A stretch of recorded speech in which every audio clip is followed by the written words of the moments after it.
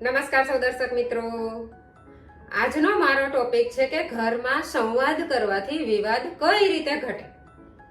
દોસ્તો, આમ તો આપણે સૌ જાણીએ છીએ કે મોટા ભાગના ઘરોમાં અથવા તો બધા જ ઘરોમાં વાદ વિવાદ થતો જ રહે છે.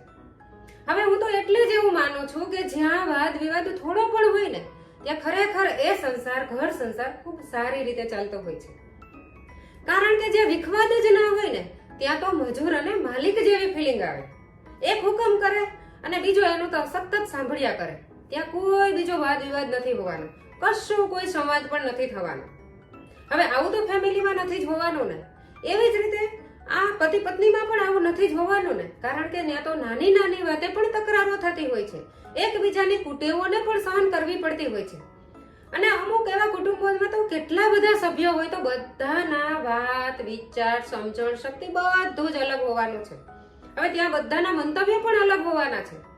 આમ છતાં પણ આ બધાને એક જ સાંકળમાં બાંધવા માટે જે મજબૂત કડીની જરૂર પડે ને એ કડી એટલે જ સંવાદ. હવે ખરેખર આ સંવાદ વગર તો બધું જ અસંભવ છે. તેથી જ તો નાની નાની વાતે જો ઘરમાં તકરાર થતી હોય ને તો તમારે તમારા જીવનસાથી જોડે બેસીને એમને આ બધી વસ્તુ સમજાવવી જોઈએ. અમુક એમની કુટેવો જે છે ને એ સતત તમને જો ખટકતી રહેતી હોય ને તો ખરેખર તેમની જોડે નિરાંતે બેસીને આ કુટેવ વિશે, આ બધા જ ટોપિક વિશે તમારે શાંતિથી એમની જોડે વાત કરતા રહેવી જોઈએ, સંવાદ સાધતો રહેવો જોઈએ, જેથી કરીને એ સમસ્યાનું સમાધાન ત્યાં ને ત્યાં પૂરું થઈ જાય.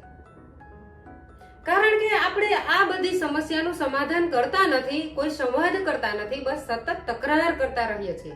એટલા માટે જ નાની નાની તકરારો મોટું ઝઘડાનું સ્વરૂપ ધારણ કરી લે છે અને એ આપણને ખુદને પણ ખબર હોતી નથી.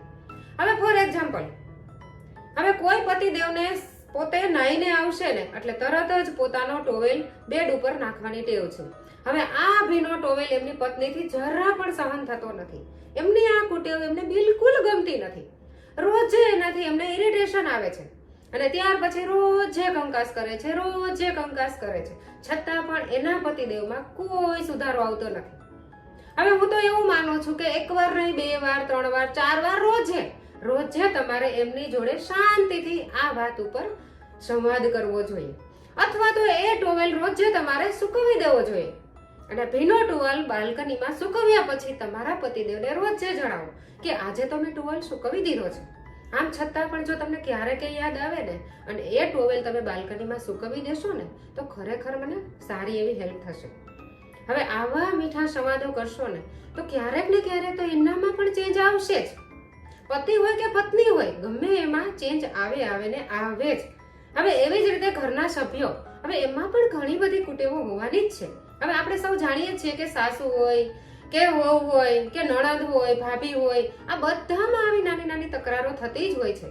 પરંતુ આ તકરારોના અંતે જો તમે સંવાદ કરતા શીખી લેશો ને તો ક્યારેય મોટા કંકાસ થતા અટકી જ પડશે.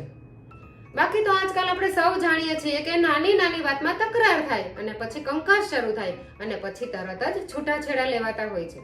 હવે ખરેખર છૂટાછેડા લેનાર વ્યક્તિને જો આપણે પૂછીશું ને તો ખબર જ પડશે કે આપણને એમાં કોઈ મોટું રીઝન હતું નહીં, કે છૂટાછેડા લેવા પડે ને એવા કોઈ રીઝન જ નહોતા.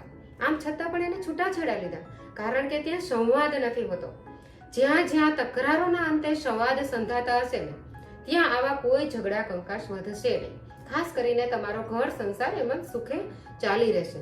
તો દોસ્તો, પતિ હોય કે પત્ની હોય, ઘરમાં સાસુ હોય કે નણંદ હોય કે કાંઈ પણ હોય, વાદ વિવાદના અંતે જો તમે આવી રીતે નાના મોટા કે સારા એવા સંવાદો કરતા શીખી લેશો ને તો ખરેખર આવા કોઈ મોટા કંકાસ નહીં થાય. આવા કંકાસને ઘરમાં કોઈ સ્થાન જ નહીં હોય. તો દોસ્તો, મારો આ વિડીયો તમને પસંદ આવે ને તો ખરેખર દરેક ઘર સુધી પહોંચાડવાની ટ્રાય કરો, જેથી કરીને જ્યાં નાની નાની તકરારો થતી હોય ને ત્યાંથી કંકાસ થતા બંધ થઈ જાય અને ત્યાં સંવાદો થતા ચાલુ થઈ જાય. હવે આ એક નાનો મીઠો સંવાદ પણ આપણા જીવનમાં કેટલો બદલાવ લાવે છે ને એ ખરેખર તમે તમારા ઘરમાં આ અપ્લાય કરીને ટ્રાય કરજો અને પછી મને કોમેન્ટ બોક્સમાં તમે જણાવજો. ધન્યવાદ.